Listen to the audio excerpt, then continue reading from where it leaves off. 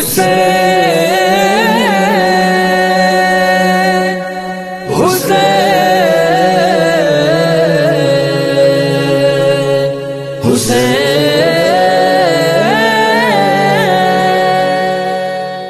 کیوں سیدہ زہرا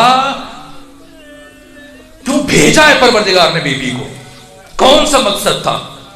اس لیے کہ 1,24,000 انبیاء کی محنتیں منتقل ہو رہی ہیں علی سے لے کے امام زمانہ تک ان ائمہ ہدا کو، لیکن خود اعلان غدیر، پیغام غدیر، وراثت غدیر خطرے میں ہے.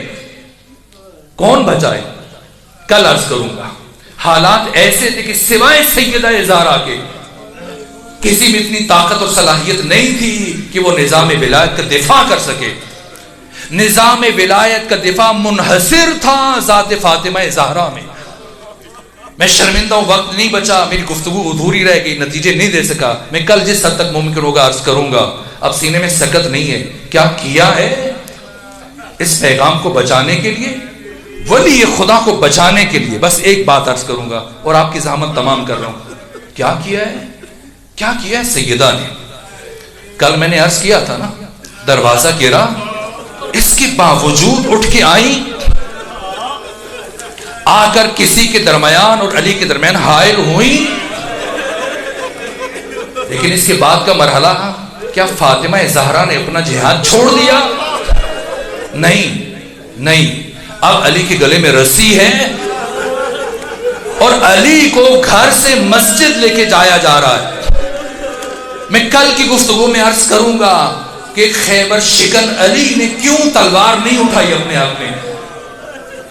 گلے میں رسی ہے، لے کے جا رہے ہیں، لیکن فاطمہ زہرا نے کیا کیا مجھے نہیں معلوم. اس کیفیت میں فاطمہ زہرا کس طرح سے اٹھی، آگے بڑھی اور اپنا ہاتھ علی کے دامن میں ڈال دیا.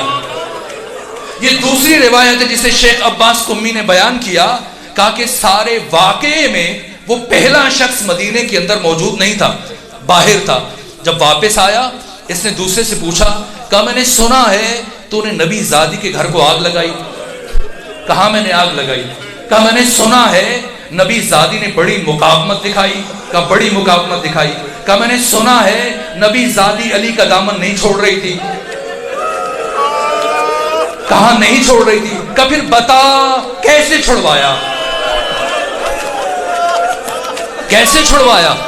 کہ ہم نے علی کے گلے میں رسی ڈالی اور علی کو مسجد کی طرف کھینچنا شروع کیا اور فاطمہ زہرا نے اپنا ہاتھ علی کے دامن میں ڈال دیا. ہم نے سوچا خاتون ہے، زخمی ہے، جلا ہوا دروازہ اوپر گرا تھا، اگر علی کو ذرا زور سے کھینچیں گے تو فاطمہ زہرا کا ہاتھ چھوٹ جائے گا. لیکن نبی زادی نے اتنی مضبوطی سے علی کے دامن کو پکڑ رکھا تھا کہ ہم جیسے جیسے علی کو کھینچ رہے تھے، نبی زادی علی کے ساتھ کھینچتی چلی جا رہی تھی.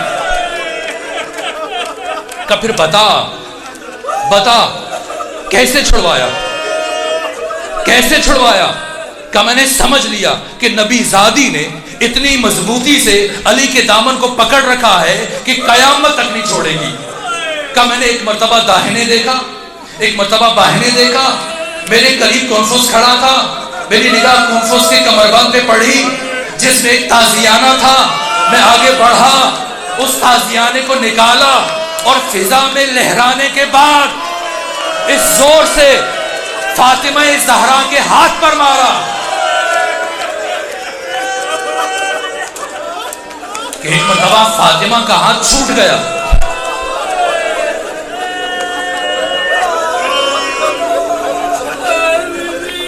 میں نے سوچا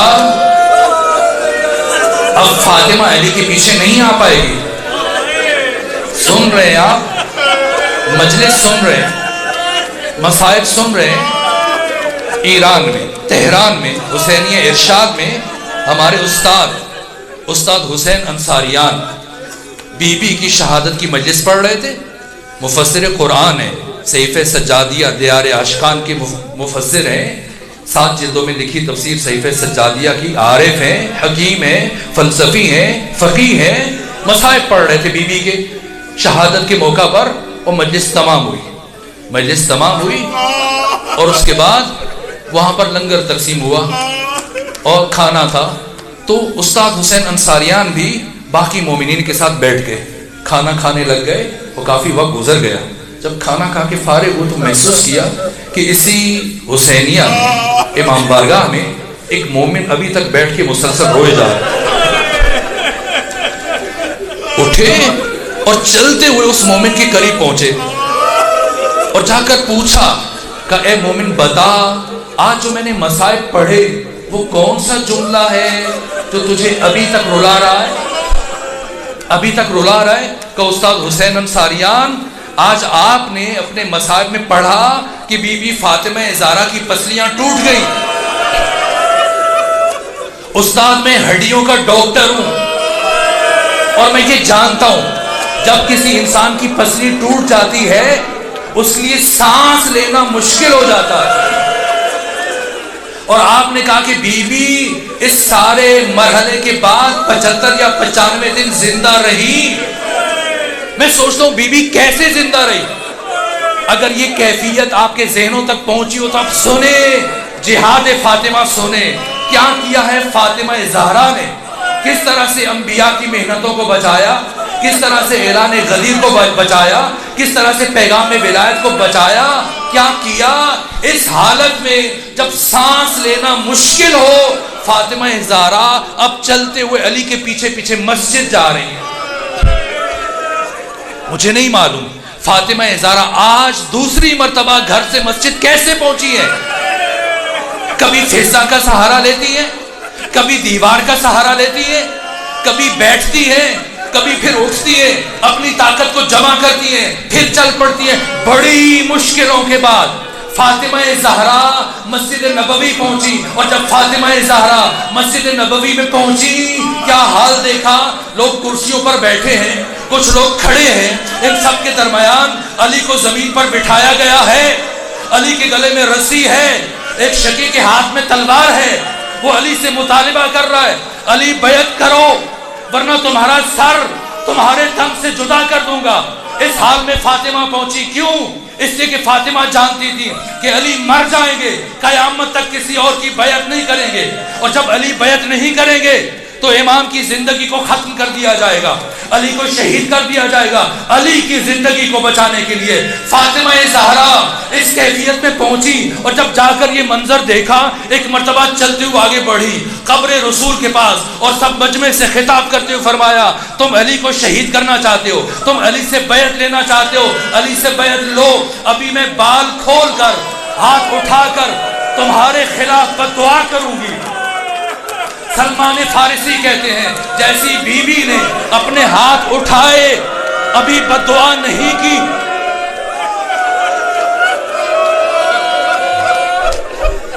کبھی بی بی نے بددعا نہیں کی۔ میں نے مسجد نبوی کی دیواروں کو بلند ہوتے ہوئے دیکھا، ادھر میں نے یہ کیفیت دیکھی، میں نے آثار عذاب کو مشاہدہ کیا۔